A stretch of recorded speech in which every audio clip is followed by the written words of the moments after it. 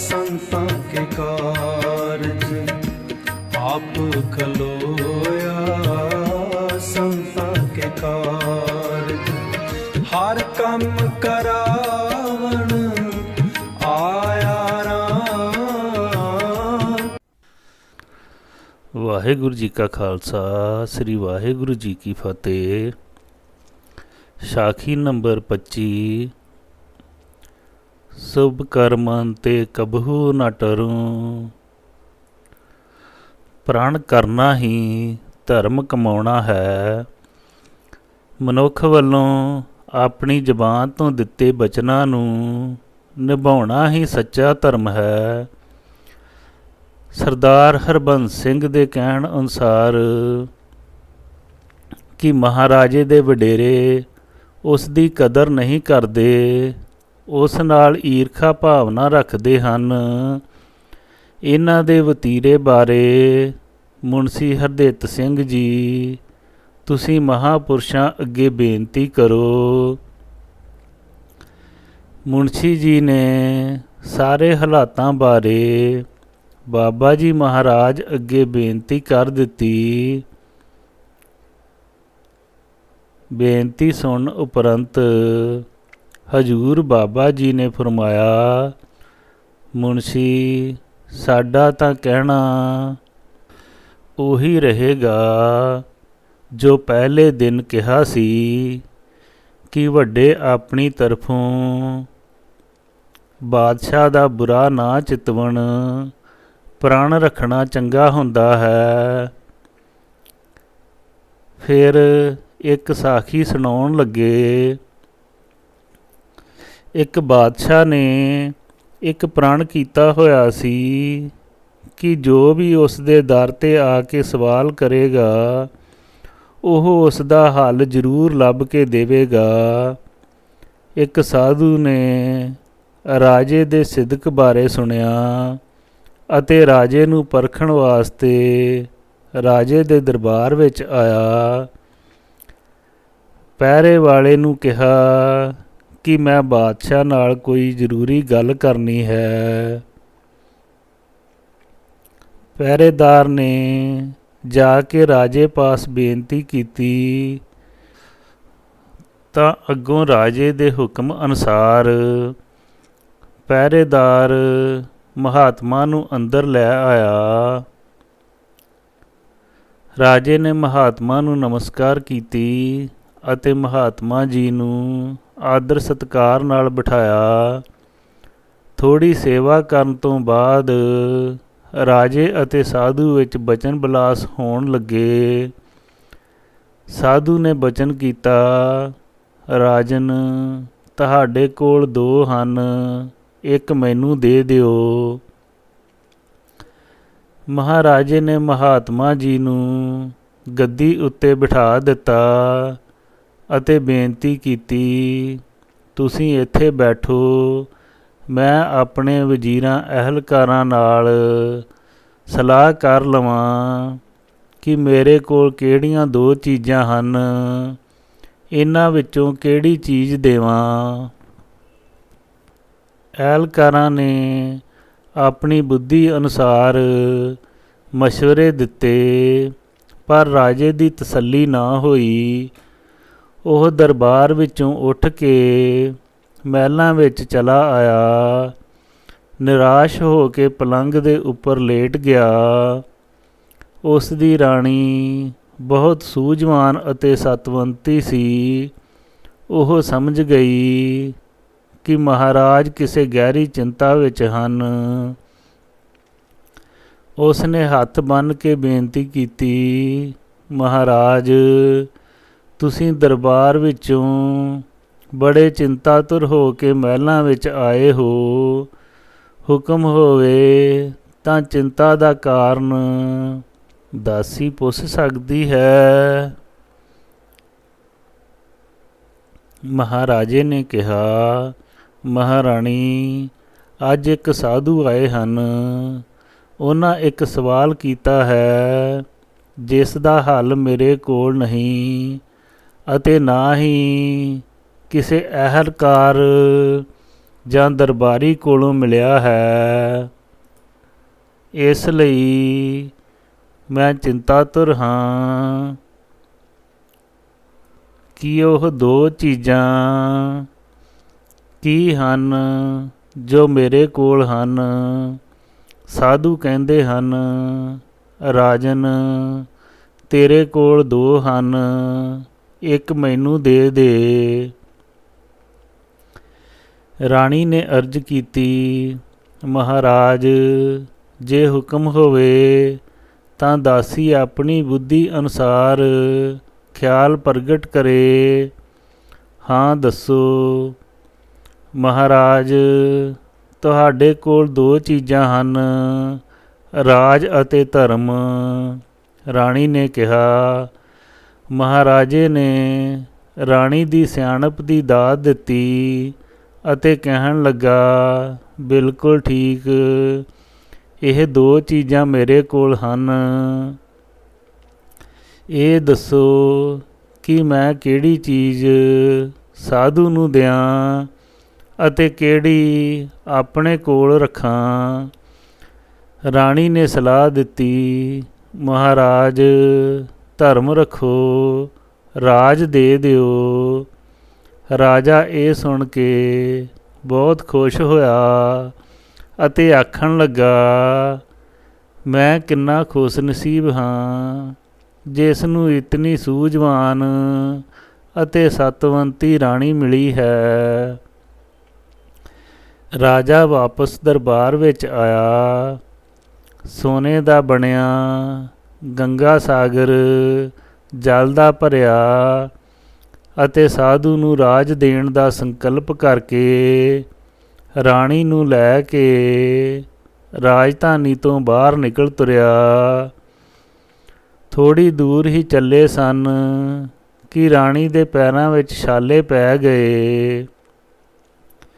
ਚਿਹਰਾ ਕੁਮਲਾ ਗਿਆ ਅਤੇ ਤੁਰਨ ਵਿੱਚ ਔਖਿਆਈ ਮਹਿਸੂਸ ਹੋਣ ਲੱਗੀ। ਰਾਜੇ ਨੂੰ ਰਾਣੀ ਦੀ ਇਹ ਹਾਲਤ ਦੇਖ ਕੇ ਦੁੱਖ ਹੋਇਆ। ਉਸਨੇ ਰਾਣੀ ਨੂੰ ਸਲਾਹ ਦਿੱਤੀ ਕਿ ਆਪਣੇ ਪਿਤਾ ਕੋਲ ਪੇਕੇ ਘਰ ਰਹਿਣ ਲੱਗ ਜਾਏ। ਜੰਗਲਾਂ ਵਿੱਚ ਮੇਰੇ ਨਾਲ ਦੁਖੀ ਹੋਵੇਗੀ। ਪਹਿਲਾਂ ਤਾਂ ਰਾਣੀ ਦੁੱਖ ਸੁੱਖ ਵਿੱਚ ਸਾਥ ਨਿਭਾਉਣ ਦੀ ਜਿੱਦ ਕਰਦੀ ਰਹੀ। ਆਖਰ ਰਾਜੇ ਦੇ ਵਾਰ-ਵਾਰ ਕਹਿਣ 'ਤੇ ਮੰਨ ਗਈ। ਰਾਜਾ ਉਸ ਨੂੰ ਆਪਣੇ ਸਹੁਰੇ ਘਰ ਛੱਡ ਆਇਆ। ਰਾਣੀ ਨੂੰ ਛੱਡ ਕੇ ਰਾਜਾ ਘਣੇ ਜੰਗਲਾਂ ਵਿੱਚ ਚਲਾ ਗਿਆ।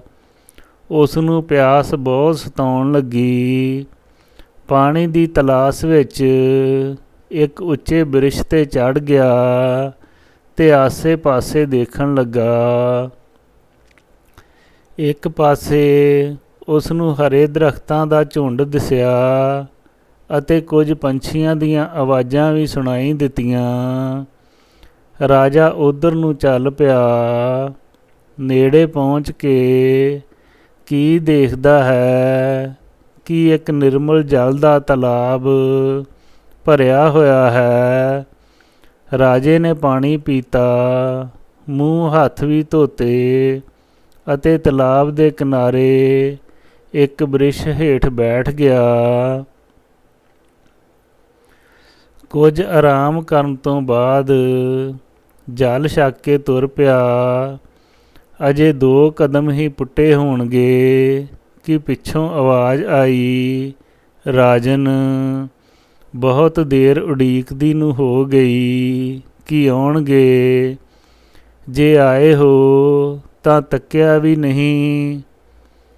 ਆਵਾਜ਼ ਸੁਣ ਕੇ ਰਾਜੇ ਨੇ ਪਿੱਛੇ ਮੁੜ ਕੇ ਦੇਖਿਆ ਤਾਂ ਇੱਕ ਔਰਤ ਜੋ ਪਾਣੀ ਦੇ ਵਿੱਚ ਗਲੇ ਤੱਕ ਡੁੱਬੀ ਖੜੀ ਸੀ, ਸਿਰਫ ਚਿਹਰਾ ਹੀ ਦਿਖਾਈ ਦਿੰਦਾ ਸੀ।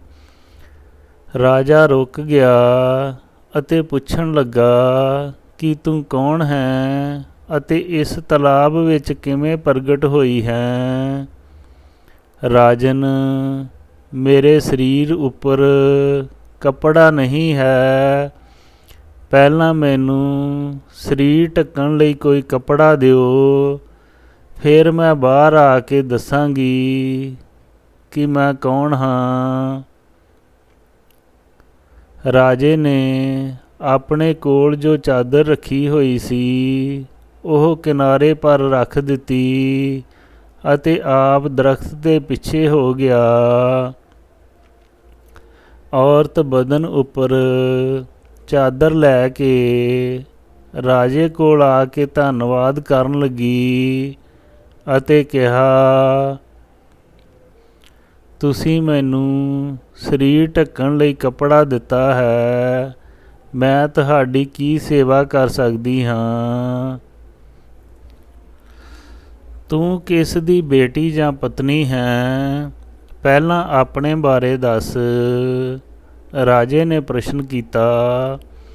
ਸਮਾਂ ਆਉਣ ਉੱਤੇ ਮੈਂ ਆਪਣੇ ਬਾਰੇ ਸਭ ਕੁਝ ਦੱਸ ਦੇਵਾਂਗੀ, ਪਰ ਇਸ ਸਮੇਂ ਮੈਂ ਤੁਹਾਡੀ ਸਹਾਇਤਾ ਕਰਨੀ ਹੈ ਅਤੇ ਤੁਹਾਡੇ ਨਾਲ ਰਹਿਣਾ ਹੈ। ਕੀ ਤੁਹਾਨੂੰ ਮਨਜ਼ੂਰ ਹੈ? ਔਰਤ ਬੋਲੀ। ਰਾਜੇ ਨੇ ਕਿਹਾ, ਜਿਵੇਂ ਤੁਹਾਡੀ ਇੱਛਾ ਹੈ। ਅਸੀਂ ਜੰਗਲ ਵਿੱਚੋਂ ਨਿਕਲ ਕੇ ਬਾਹਰ ਇੱਕ ਨਗਰ ਵਸਦਾ ਹੈ, ਉੱਥੇ ਚੱਲਦੇ ਹਾਂ। ਤੁਸੀਂ ਮੇਰੇ ਨਾਲ ਤੁਰਦੇ ਆਓ। ਕਹਿੰਦੀ ਹੋਈ ਔਰਤ ਅੱਗੇ ਤੁਰ ਪਈ। ਰਾਜਾ ਉਸ ਦੇ ਪਿੱਛੇ ਤੁਰ ਪਿਆ। ਰਸਤੇ ਵਿੱਚ ਰਾਜਾ ਪੁੱਛਦਾ ਹੈ ਕਿ ਤੁਹਾਨੂੰ ਕਿਵੇਂ ਪਤਾ ਚੱਲਿਆ ਕਿ ਮੈਂ ਰਾਜੇ ਦਾ ਪੁੱਤਰ ਰਾਜਾ ਹਾਂ? ਤੁਹਾਡੇ ਬੋਲਣ ਦੇ ਸਲੀਕੇ ਤੋਂ, ਚਿਹਰੇ ਅਤੇ ਸਰੀਰ ਉੱਤੇ ਪਹਿਨੇ ਕੱਪੜਿਆਂ ਤੋਂ ਮਹਿਸੂਸ ਹੁੰਦਾ ਹੈ ਕਿ ਤੁਸੀਂ ਰਾਜੇ ਹੋ। ਔਰਤ ਬੋਲੀ। ਫਿਰ ਰਾਜੇ ਨੂੰ ਸਵਾਲ ਕਰਦੀ ਹੈ ਕਿ ਤੁਸੀਂ ਰਾਜਾ ਹੋ ਕੇ ਇਕੱਲੇ ਹੀ ਇਸ ਜੰਗਲ ਵਿੱਚ ਕਿਸ ਤਰ੍ਹਾਂ ਭਟਕਦੇ ਫਿਰਦੇ ਹੋ? ਕੀ ਤੁਹਾਡੇ ਨਾਲ ਕੋਈ ਅਣਹੋਣੀ ਹੋਈ ਹੈ? ਰਾਜੇ ਨੇ ਆਪਣੀ ਸਾਰੀ ਵਾਰਤਾ ਧਰਮ ਰੱਖਣ ਅਤੇ ਰਾਜ ਛੱਡਣ ਦੀ ਸੁਣਾ ਦਿੱਤੀ। ਔਰਤ ਬੋਲੀ, ਮੇਰੇ ਧੰਨ ਭਾਗ, ਜਿਸ ਨੂੰ ਇਹੋ ਜਿਹੇ ਧਰਮਾਤਮਾ ਧਰਮੀ ਰਾਜੇ ਦੀ ਸੇਵਾ ਦਾ ਮੌਕਾ ਮਿਲਿਆ ਹੈ। ਪਰ ਮੈਨੂੰ ਬਚਨ ਦਿਓ ਕਿ ਮੈਂ ਜੋ ਕੰਮ ਕਹਾਂਗੀ ਉਹ ਤੁਹਾਨੂੰ ਕਰਨਾ ਪਵੇਗਾ। ਕਿਸੇ ਵੀ ਤਰ੍ਹਾਂ ਦਾ ਕਿੰਤੂ ਪਰੰਤੂ ਨਹੀਂ ਕਰਨਾ। ਰਾਜਾ ਤਾਂ ਪਹਿਲਾਂ ਹੀ ਬਚਨ ਦਾ ਪੁਜਾਰੀ ਸੀ। ਉਸਨੇ ਕਿਹਾ, ਤੁਸੀਂ ਜੋ ਆਖੋਗੇ ਮੈਂ ਉਹੀ ਕਰਾਂਗਾ। ਹੁਣ ਔਰਤ ਨੇ ਇੱਕ ਅੰਗੂਠੀ ਦਿੱਤੀ ਅਤੇ ਕਿਹਾ, ਜਾਓ, ਇਸ ਅੰਗੂਠੀ ਦੀ ਕੀਮਤ 1.25 ਲੱਖ ਹੈ। ਇਸ ਨੂੰ ਬਾਜ਼ਾਰ ਵਿੱਚ ਵੇਚ ਆਓ। ਇਸ ਦੇ ਪੈਸਿਆਂ ਨਾਲ ਇੱਕ ਮਕਾਨ ਕਿਰਾਏ ਉੱਪਰ ਐਸਾ ਲੈਣਾ ਜੋ ਰਾਜਿਆਂ ਮਹਾਰਾਜਿਆਂ ਦੇ ਰਹਿਣ ਵਾਲਾ ਹੋਏ, ਜਿਸ ਦੇ ਅੰਦਰ ਰੋਸ਼ਨੀ ਦਾ ਪ੍ਰਬੰਧ ਹੋਵੇ। ਮੇਰੇ ਪਹਿਨਣ ਲਈ ਬਸਤਰ ਤਿਆਰ ਕਰਵਾ ਲੈਣਾ ਅਤੇ ਕੁਝ ਚੀਜ਼ਾਂ ਖਾਣ ਪੀਣ ਲਈ ਖਰੀਦ ਲੈਣੀਆਂ। ਫਿਰ ਮੈਨੂੰ ਇੱਥੋਂ ਆ ਕੇ ਲੈ ਜਾਣਾ। ਮੈਂ ਤੁਹਾਡੀ ਉਡੀਕ ਕਰਾਂਗੀ। ਰਾਜਾ ਪ੍ਰਣ ਦਿੱਤਾ ਕਰਕੇ ਕੁਝ ਬੋਲ ਨਹੀਂ ਸਕਦਾ ਸੀ। ਉਹ ਚੁੱਪ ਕਰਕੇ ਹੀ ਅੰਗੂਠੀ ਲੈ ਕੇ ਤੁਰ ਪਿਆ। ਸ਼ਹਿਰ ਵਿੱਚ ਜਾ ਕੇ ਉਸਨੇ ਅੰਗੂਠੀ ਵੇਚੀ ਅਤੇ ਮਕਾਨ ਕਿਰਾਏ ਦਾ ਲੈ ਕੇ ਕੱਪੜੇ ਅਤੇ ਖਾਣ ਪੀਣ ਦੀਆਂ ਚੀਜ਼ਾਂ ਲੈ ਕੇ ਰਾਣੀ ਔਰਤ ਕੋਲ ਆ ਗਿਆ। ਰਾਣੀ ਔਰਤ ਨੇ ਕੱਪੜੇ ਪਹਿਨੇ ਅਤੇ ਕੁਝ ਖਾ ਪੀ ਕੇ ਦੋਨੋਂ ਜਣੇ ਮਕਾਨ ਵੱਲ ਚੱਲ ਪਏ। ਮਕਾਨ ਵਿੱਚ ਰਹਿਣ ਦੇ 4 ਕੁ ਦਿਨ ਬੀਤਣ ਤੋਂ ਬਾਅਦ ਔਰਤ ਰਾਣੀ ਨੇ ਰਾਜੇ ਨੂੰ ਕਿਹਾ, ਤੁਸੀਂ ਨਗਰੀ ਦੇ ਰਾਜ ਦਰਬਾਰ ਵਿੱਚ ਜਾਇਆ ਕਰੋ। ਜਦੋਂ ਰਾਜਾ ਪੁੱਛੇ ਕਿ ਤੁਸੀਂ ਨੌਕਰੀ ਕਰਨੀ ਹੈ ਤਾਂ ਇਹੀ ਕਹਿਣਾ ਕਿ ਨੌਕਰੀ ਤਾਂ ਕਰਨੀ ਹੈ, ਪਰ ਤੁਹਾਡੇ ਕੋਲ ਰਹਿਣ ਦੀ ਨੌਕਰੀ ਕਰਨੀ ਹੈ।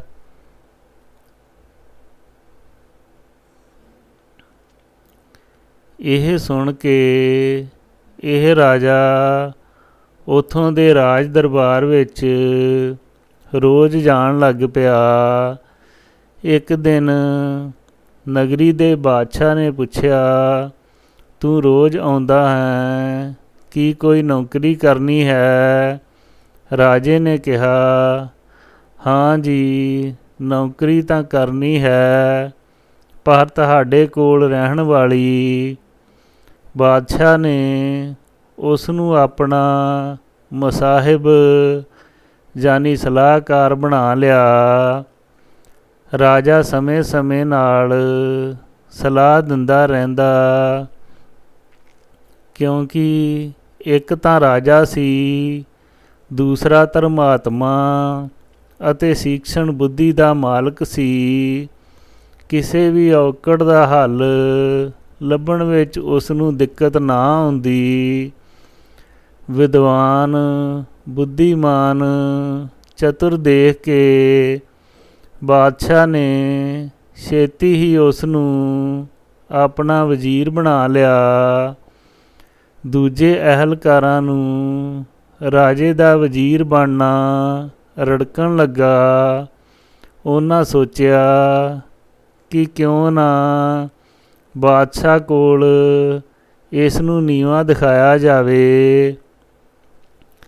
ਅਹਿਲਕਾਰਾਂ ਨੇ ਬਾਦਸ਼ਾਹ ਨੂੰ ਅਰਜ਼ ਕੀਤੀ, ਮਹਾਰਾਜ, ਵਜ਼ੀਰ ਸਾਹਿਬ ਦੀ ਘਰ ਵਾਲੀ ਅਤੀ ਚਲਾਕ ਅਤੇ ਸੁੰਦਰ ਹੈ। ਬਾਦਸ਼ਾਹ ਮਨ ਵਿੱਚ ਮੈਲ ਲੈ ਕੇ ਵਜ਼ੀਰ ਰਾਜਾ ਨੂੰ ਕਹਿਣ ਲੱਗਾ, ਵਜ਼ੀਰ ਸਾਹਿਬ, ਆਪ ਨੂੰ ਮੇਰੇ ਵੱਲੋਂ ਮਹਿਲਾਂ ਵਿੱਚ ਖਾਣੇ ਦੀ ਦਾਵਤ ਹੈ। ਤੁਸੀਂ ਮੇਰੇ ਨਾਲ ਪ੍ਰਸ਼ਾਦ ਛਕੋਗੇ ਅਤੇ ਤੁਹਾਡੀ ਘਰ ਵਾਲੀ ਰਾਣੀ ਸਾਹਿਬਾਂ ਨਾਲ ਭੋਜਨ ਛਕੇਗੀ। ਮਹਿਲਾਂ ਵਿੱਚ ਪ੍ਰਸ਼ਾਦ ਛਕਣ ਦੀ ਵਜ਼ੀਰ ਰਾਜਾ ਨੂੰ ਖੁਸ਼ੀ ਤਾਂ ਬਹੁਤ ਹੋਈ, ਪਰ ਦਿਲ ਵਿੱਚ ਨਿਰਾਸ਼ਤਾ ਵੀ ਹੋਈ ਕਿ ਅਸੀਂ ਤਾਂ ਬਾਦਸ਼ਾਹ ਦੀ ਦਾਵਤ ਦਾ ਪ੍ਰਸ਼ਾਦ ਛਕ ਲਵਾਂਗੇ, ਪਰ ਜੇ ਬਾਦਸ਼ਾਹ ਅਤੇ ਉਸ ਦੇ ਅਹਿਲਕਾਰਾਂ ਨੂੰ ਭੋਜਨ ਕਰਵਾਉਣਾ ਪਿਆ, ਅਸੀਂ ਕਿਵੇਂ ਕਰਵਾਵਾਂਗੇ?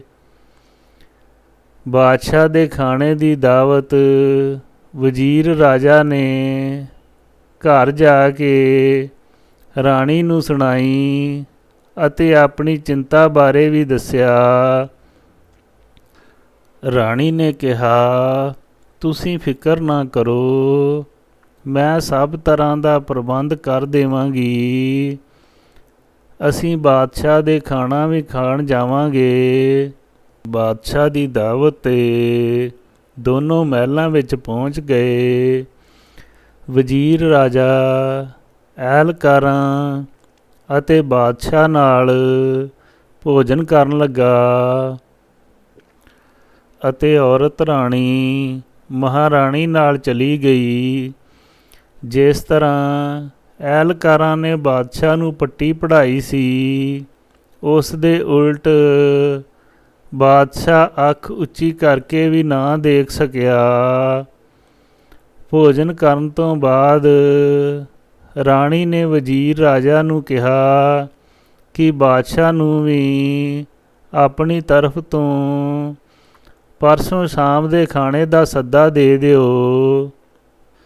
ਅਰਜ਼ ਕਰਨਾ ਕਿ ਸੁਬਾਹ 8 ਵਜੇ ਪਹਿਲਾਂ ਹਜ਼ੂਰ ਦਾ ਅਮਲਾ ਪ੍ਰਸ਼ਾਦ ਛਕੇਗਾ ਉਸ ਤੋਂ ਬਾਅਦ ਐਲਕਾਰ ਆਉਣ। ਫੇਰ ਬਾਦਸ਼ਾਹ ਗਰੀਬ ਖਾਨੇ ਵਿੱਚ ਪਵਿੱਤਰ ਚਰਨ ਪਾਉਣ ਅਤੇ ਪ੍ਰਸ਼ਾਦ ਛਕਣ। ਵਜ਼ੀਰ ਰਾਜਾ ਨੇ ਬਾਦਸ਼ਾਹ ਅੱਗੇ ਅਰਜ਼ ਕਰ ਦਿੱਤੀ ਅਤੇ ਉਹਨਾਂ ਮਨਜ਼ੂਰ ਕਰ ਲਈ। ਤੀਸਰੇ ਦਿਨ ਸਵੇਰੇ ਹੀ ਵਜ਼ੀਰ ਰਾਜਾ ਬਾਦਸ਼ਾਹ ਨੂੰ ਖਾਣੇ ਬਾਰੇ ਬੇਨਤੀ ਕਰਕੇ ਘਰ ਆ ਗਿਆ। ਇੱਧਰ ਔਰਤ ਰਾਣੀ ਨੇ ਰਾਜੇ ਨੂੰ ਕਿਹਾ, ਆਓ ਇਸ ਕੋਠੜੀ ਵਿੱਚ ਦਰੀਆਂ ਵਿਛਾਉਣੇ ਕੱਢ ਕੇ ਅਮਲੇ ਲਈ ਵਿਛਾ ਦਈਏ। ਉਹਨਾਂ ਕੋਠੜੀ ਖੋਲ੍ਹੀ ਤਾਂ ਵਜ਼ੀਰ ਰਾਜਾ ਕੀ ਦੇਖਦਾ ਹੈ ਕਿ ਕੋਠੜੀ ਦਰੀਆਂ ਨਾਲ ਭਰੀ ਪਈ ਹੈ। ਹੈਰਾਨਗੀ ਨਾਲ ਉਸਨੇ ਦਰੀਆਂ ਕੱਢੀਆਂ ਅਤੇ ਵਿਛਾਉਣੀਆਂ ਸ਼ੁਰੂ ਕਰ ਦਿੱਤੀਆਂ, ਪਰ ਪ੍ਰਣ ਕਰਕੇ ਪੁੱਛ ਕੁਛ ਵੀ ਨਹੀਂ ਸਕਦਾ ਸੀ। ਬਾਦਸ਼ਾਹ ਦਾ ਅਮਲਾ ਪਹੁੰਚ ਗਿਆ ਅਤੇ ਦਰੀਆਂ ਉੱਪਰ ਬੈਠ ਗਿਆ। ਔਰਤ ਰਾਣੀ ਬੋਲੀ, ਵਜ਼ੀਰ ਰਾਜਾ, ਮੈਂ ਕੋਠੜੀ ਵਿੱਚੋਂ ਥਾਲ ਫੜਾਵਾਂਗੀ, ਤੁਸੀਂ ਅੱਗੇ ਪਰੋਸੀ ਜਾਣੇ। ਔਰਤ ਰਾਣੀ ਪਰਦਾ ਚੁੱਕ ਕੇ ਅੰਦਰ ਚਲੀ ਗਈ ਅਤੇ ਪਰਦੇ ਦੇ ਪਿੱਛੋਂ ਭੋਜਨ ਨਾਲ ਭਰੇ ਹੋਏ ਚਾਂਦੀ ਦੇ ਥਾਲ ਅਤੇ ਸ਼ਰਬਤ ਦੇ ਭਰੇ ਹੋਏ ਗਲਾਸ ਵਜ਼ੀਰ ਰਾਜਾ ਨੂੰ ਫੜਾ ਦਿੰਦੀ ਤੇ ਉਹ ਅੱਗੇ ਅਮਲੇ ਦੇ ਮੈਂਬਰਾਂ ਨੂੰ ਪਰੋਸੀ ਜਾਂਦਾ। ਜਦ ਸਭ ਨੇ ਭੋਜਨ ਛਕ ਲਿਆ ਤਾਂ ਅੰਦਰੋਂ ਔਰਤ ਰਾਣੀ ਨੇ ਆਵਾਜ਼ ਦਿੱਤੀ ਕਿ ਵਜ਼ੀਰ ਰਾਜਾ, ਜੋ ਥਾਲ ਤੇ ਗਲਾਸ ਭੋਜਨ ਛਕਣ ਲਈ ਅਮਲੇ ਨੂੰ ਦਿੱਤੇ ਹਨ, ਇਹ ਇਹਨਾਂ ਦੀ ਨਜ਼ਰ ਹੈ। ਇਹਨਾਂ ਨੂੰ ਕਹੋ ਇਹ ਸਭ ਥਾਲ ਅਤੇ ਗਲਾਸ ਆਪਣੇ ਨਾਲ ਹੀ ਲੈ ਜਾਣ। ਵਜ਼ੀਰ ਰਾਜਾ ਨੇ ਸਾਰੇ ਅਮਲੇ ਨੂੰ ਬਰਤਨ ਲੈ ਕੇ ਜਾਣ ਦੀ ਅਰਜ਼ ਕਰ ਦਿੱਤੀ। ਸਾਰੇ ਆਪਣੇ ਬਰਤਨ ਲੈ ਗਏ। ਉਸ ਤੋਂ ਬਾਅਦ ਐਲਕਾਰ ਖਾਣੇ ਲਈ ਪਹੁੰਚ ਗਏ। ਉਸੇ ਤਰ੍ਹਾਂ ਔਰਤ ਰਾਣੀ ਨੇ ਅੰਦਰੋਂ ਪਰਦੇ ਨਾਲ ਸੋਨੇ ਦੇ ਥਾਲ ਅਤੇ ਸ਼ਰਬਤ ਭਰੇ ਗਲਾਸ ਅਤੇ 36 ਪ੍ਰਕਾਰ ਦੇ ਭੋਜਨ ਪਰੋਸ ਦਿੱਤੇ ਅਤੇ ਉਸੇ ਤਰ੍ਹਾਂ ਹੀ ਥਾਲ ਅਤੇ ਗਲਾਸ ਐਲਕਾਰਾਂ ਦੀ ਨਜ਼ਰ ਕਰ ਦਿੱਤੇ।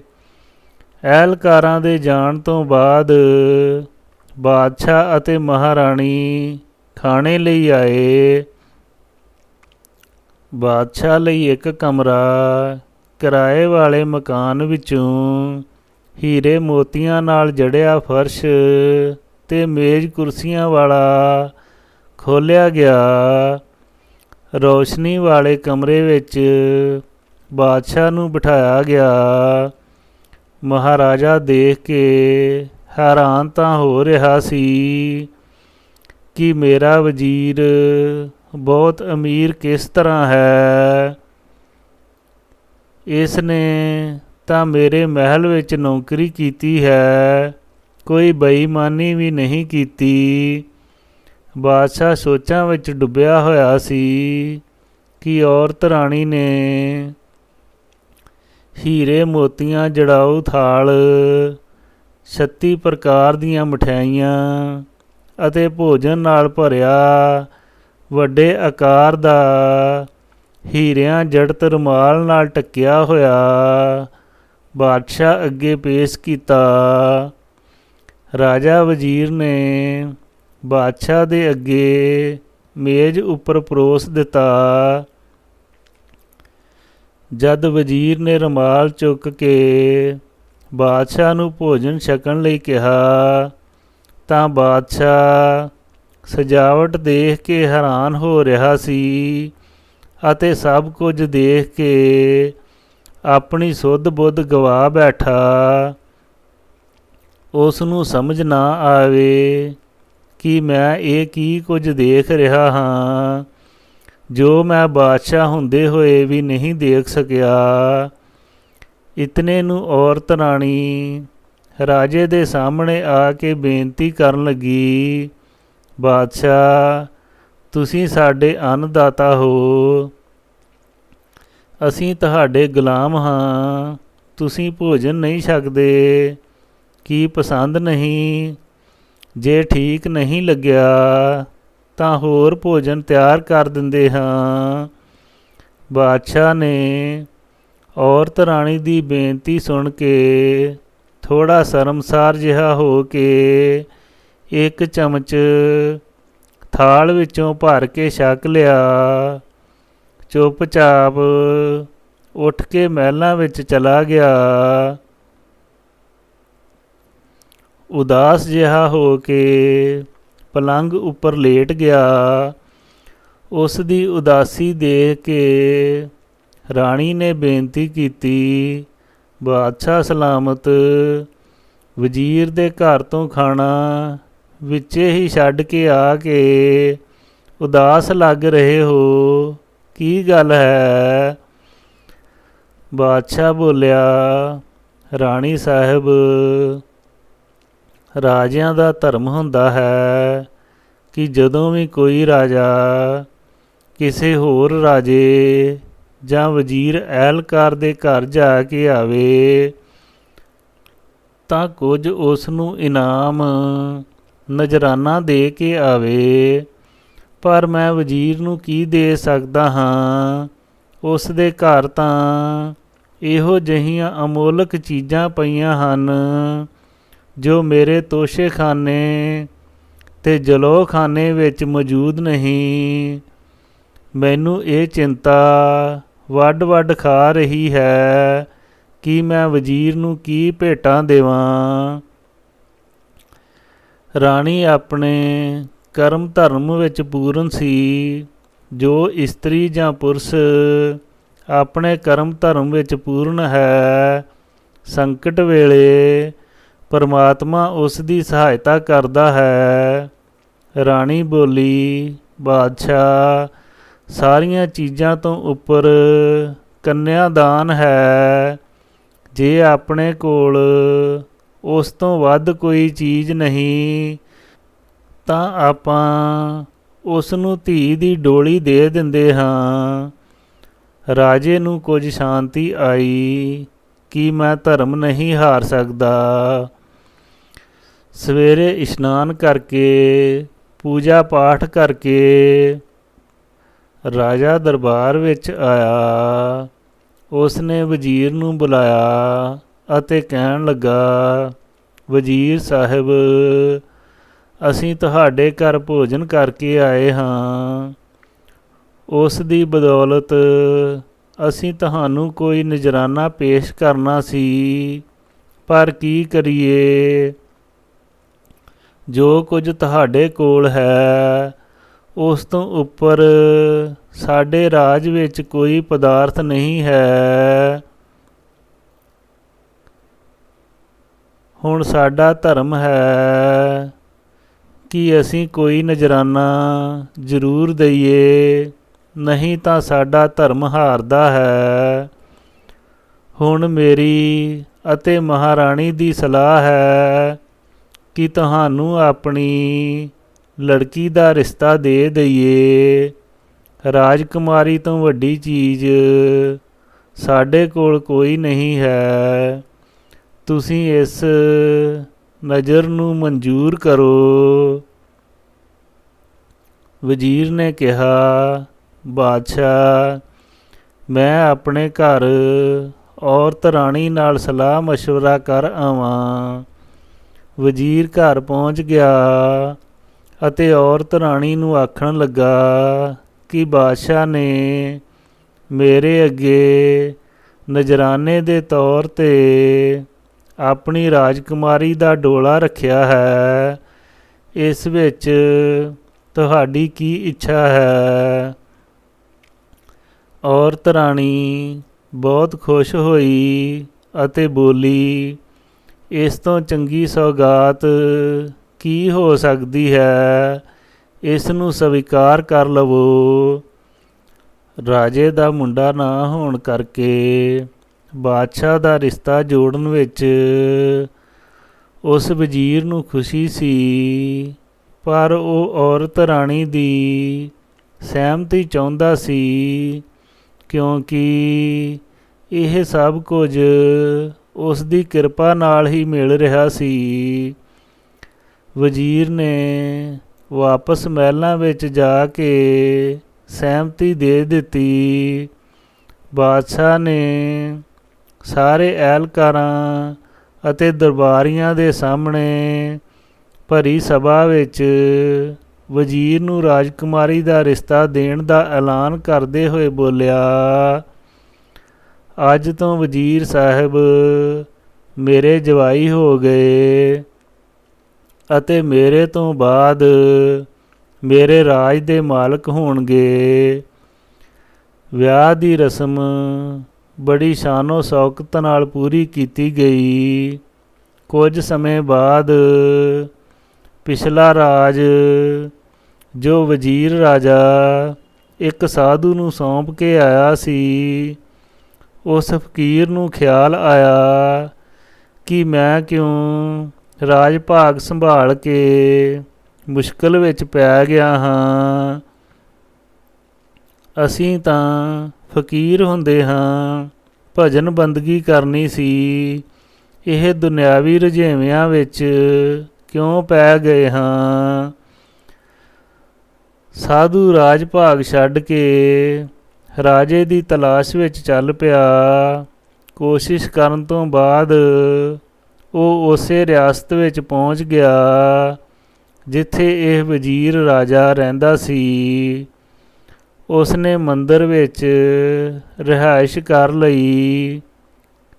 ਇੱਕ ਦਿਨ ਮੰਦਰ ਵਿੱਚੋਂ ਬਾਹਰ ਨਿਕਲ ਰਿਹਾ ਸੀ ਤਾਂ ਸਾਹਮਣੇ ਤੋਂ ਰਾਜਾ ਵਜ਼ੀਰ ਆ ਰਿਹਾ ਸੀ।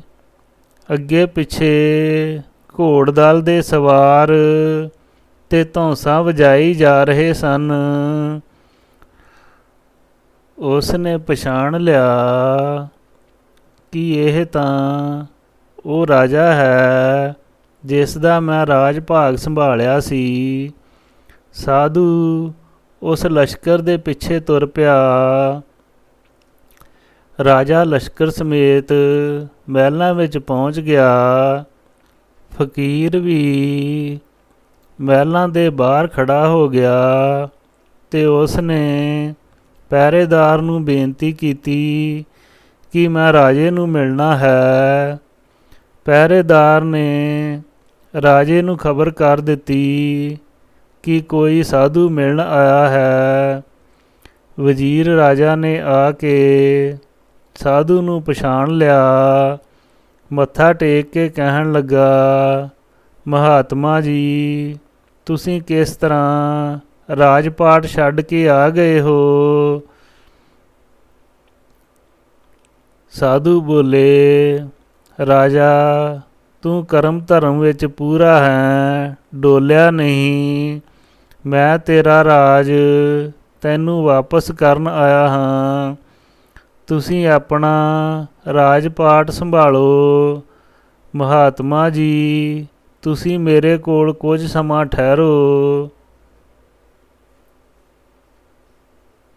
ਸਾਧੂ ਦੀ ਸੇਵਾ ਵਿੱਚ ਰਾਜੇ ਨੇ ਨੌਕਰ ਛੱਡ ਦਿੱਤੇ। ਵਜ਼ੀਰ ਨੇ ਮਹਿਲਾਂ ਵਿੱਚ ਜਾ ਕੇ ਸਾਧੂ ਦੇ ਆਉਣ ਦੇ ਕਾਰਨ ਬਾਰੇ ਸਾਰੀ ਗੱਲ ਦੱਸੀ। ਰਾਜਕੁਮਾਰੀ, ਬਾਦਸ਼ਾਹ ਅਤੇ ਮਹਾਰਾਣੀ ਸੁਣ ਕੇ ਬਹੁਤ ਖੁਸ਼ ਹੋਏ ਕਿ ਜੋ ਅਸੀਂ ਵਾਰ ਟੋਲਿਆ ਹੈ ਉਹ ਵੀ ਇੱਕ ਰਾਜਾ ਹੈ। ਵਜ਼ੀਰ ਰਾਜਾ ਮਹਿਲਾਂ ਵਿੱਚ ਰਾਣੀ ਦੇ ਕਮਰੇ ਵਿੱਚ ਚਲਾ ਗਿਆ ਅਤੇ ਕਹਿਣ ਲੱਗਾ, ਰਾਣੀ ਜੀ, ਜਿਸ ਸਾਧੂ ਨੂੰ ਆਪਣਾ ਰਾਜ ਪਾਟ ਛੱਡ ਕੇ ਆਇਆ ਸੀ ਉਹ ਮੇਰਾ ਰਾਜ ਮੈਨੂੰ ਵਾਪਸ ਕਰਨ ਆਇਆ ਹੈ। ਤੁਹਾਡਾ ਕੀ ਹੁਕਮ ਹੈ? ਰਾਣੀ ਨੇ ਕਿਹਾ, ਮਹਾਤਮਾ ਨੂੰ ਕਹੋ ਕਿ ਜਿਸ ਤਰ੍ਹਾਂ ਮੈਂ ਸੰਕਲਪ ਕਰਕੇ ਰਾਜ ਦਿੱਤਾ ਸੀ, ਉਸੇ ਤਰ੍ਹਾਂ ਸੰਕਲਪ ਕਰਕੇ ਵਾਪਸ ਕਰਨਾ ਹੈ। ਵਜ਼ੀਰ ਰਾਜਾ ਨੇ ਵਾਪਸ ਆ ਕੇ ਸਾਧੂ ਨੂੰ ਸੰਕਲਪ ਦੀ ਗੱਲ ਆਖੀ। ਸਾਧੂ ਨੇ ਮਨਜ਼ੂਰ ਕਰ ਲਈ। ਅਗਲੇ ਦਿਨ ਵਜ਼ੀਰ ਰਾਜਾ, ਸਾਧੂ, ਔਰਤ ਰਾਣੀ, ਰਾਣੀ ਸਮੇਤ ਅਤੇ ਲਸ਼ਕਰ ਆਪਣੇ ਸਸੁਰਾਲ ਤੋਂ ਆਗਿਆ ਲੈ ਕੇ ਆਪਣੀ ਰਾਜਧਾਨੀ ਵੱਲ ਤੁਰ ਪਿਆ। ਬਾਦਸ਼ਾਹ, ਮਹਾਰਾਣੀ ਅਤੇ ਅਹਿਲਕਾਰਾਂ ਦਰਬਾਰੀਆਂ ਨੇ ਖੁਸ਼ੀ-ਖੁਸ਼ੀ ਉਹਨਾਂ ਨੂੰ ਵਿਦਾ ਕੀਤਾ।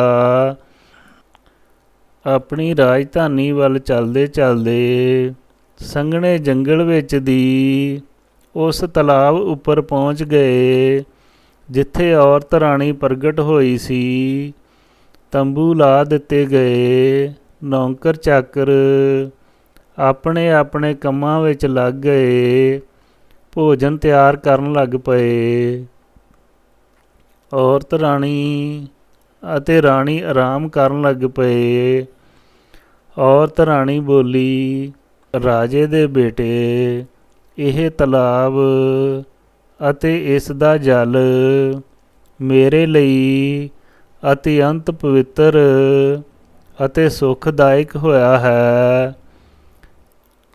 ਜਿੱਥੇ ਮੈਨੂੰ ਤੁਹਾਡੇ ਜਿਹਾ ਧਰਮੀ ਪੁਰਸ਼ ਦੂਜੇ ਰਾਜੇ ਦੀ ਸੇਵਾ ਕਰਨ ਵਾਲਾ ਮਿਲਿਆ ਹੈ, ਜਿਸ ਦੇ ਮਿਲਾਪ ਕਰਕੇ ਮੇਰੀ ਵੀ ਸਾਧਨਾ ਸਫਲ ਹੋਈ ਹੈ।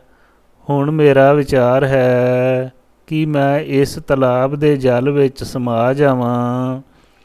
ਰਾਜੇ ਨੇ ਕਿਹਾ, ਹੇ ਰਾਣੀ ਜੀ, ਮੈਂ ਤਾਂ ਆਪਣਾ ਰਾਜਪਾਟ ਸੰਤਾਂ ਨੂੰ ਸੰਕਲਪ ਕਰਕੇ ਛੱਡ ਆਇਆ।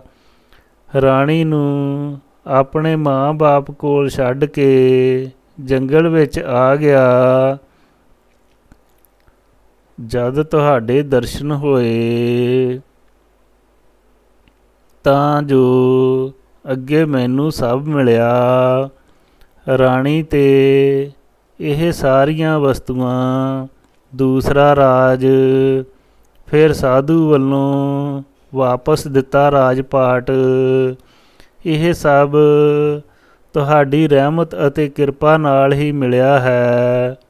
ਰਾਣੀ ਸਾਹਿਬ, ਇਹ ਤਲਾਬ ਤੁਹਾਡੇ ਲਈ ਤਾਂ ਜੋ ਪਵਿੱਤਰ ਅਸਥਾਨ ਹੈ, ਇਹ ਸਮਝ ਵਿੱਚ ਨਹੀਂ, ਪਰ ਮੇਰੇ ਲਈ ਤਾਂ ਇਹ ਤਲਾਬ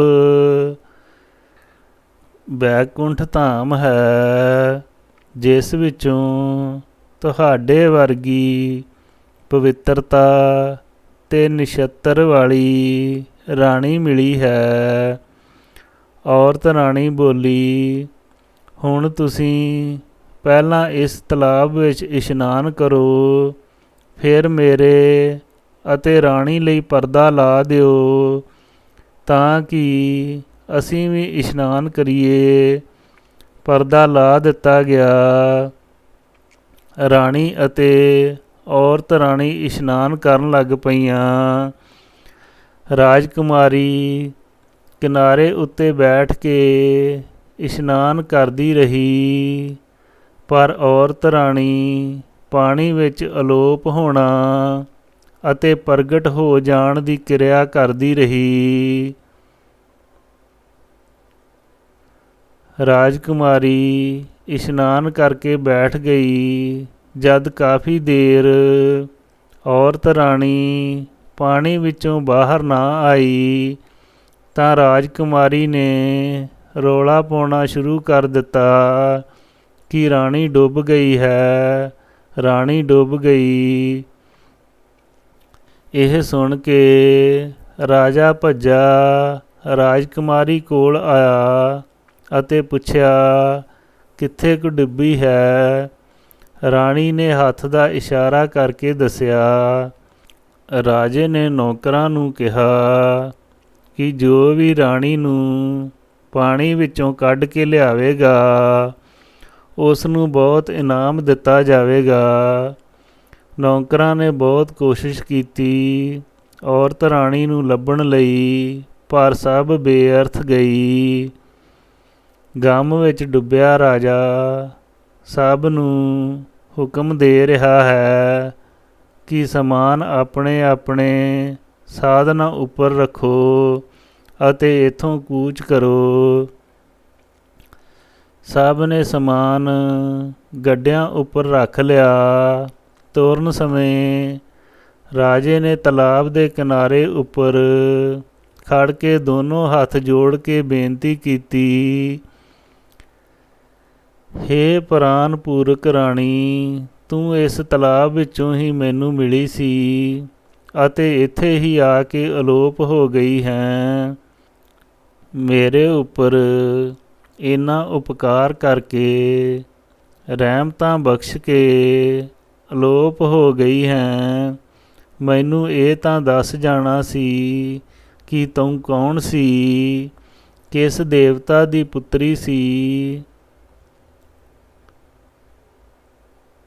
ਰਾਜਾ ਇਹ ਬੇਨਤੀ ਕਰ ਰਿਹਾ ਸੀ ਕਿ ਅਚਾਨਕ ਰਾਣੀ ਨੇ ਪਾਣੀ ਵਿੱਚੋਂ ਸਿਰ ਕੱਢ ਲਿਆ।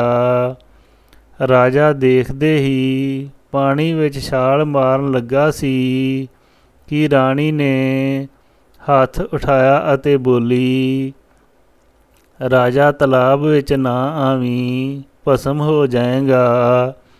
ਹੇ ਰਾਜਨ ਸੁਣ, ਮੈਂ ਔਰਤ ਨਹੀਂ ਹਾਂ, ਮੈਂ ਤਾਂ ਰਾਜਾ ਤੇਰਾ ਧਰਮ ਹਾਂ।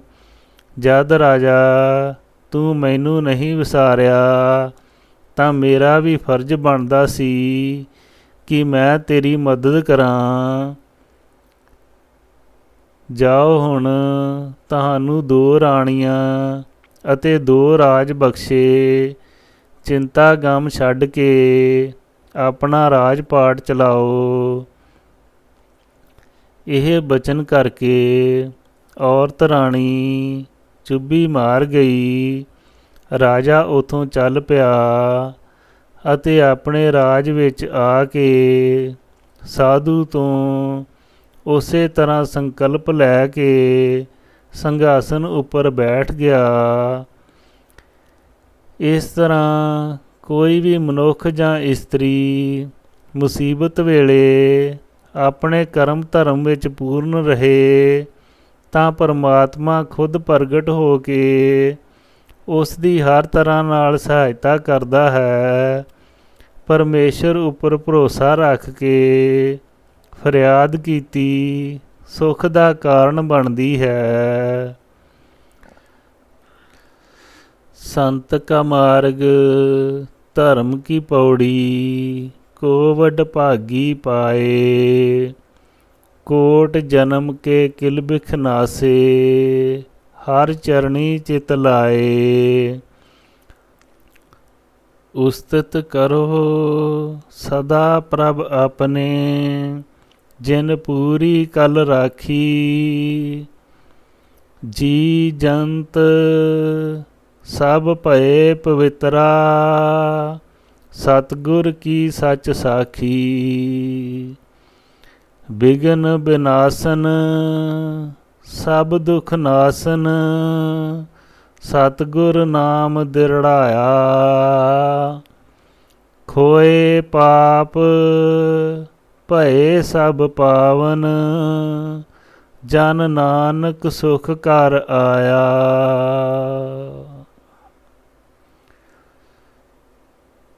ਸ੍ਰੀ ਵਾਹਿਗੁਰੂ ਜੀ ਕਾ ਖਾਲਸਾ, ਸ੍ਰੀ ਵਾਹਿਗੁਰੂ ਜੀ ਕੀ ਫਤਿਹ।